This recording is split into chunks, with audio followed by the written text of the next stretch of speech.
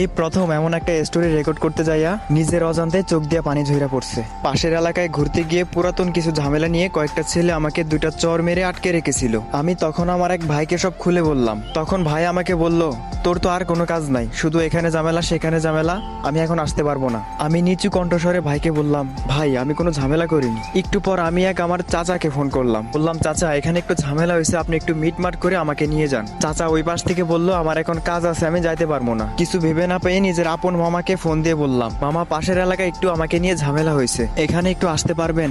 মামা মনে হয় কথাটা শুনে অনেকটা ভয় পেল। তারপর আমাকে বলল, তুমি তো জানোই আমি ঝামেলা টামেলা কম বুঝি, তুমি বরং তোমার বাবাকেই ফোন দাও, ভালো হবে। আমি নিচু গলায় বললাম, বাবাকে বলা গেলে এতক্ষণ আমি আপনাকে ফোন দিতাম না। আমি ততক্ষণে যা বাজার বুঝে গেছিলাম, চেয়েছিলাম বিষয়টা মীমাংসা হোক, তাই এতক্ষণ আত্মীয়দেরকে ফোন দিছিলাম।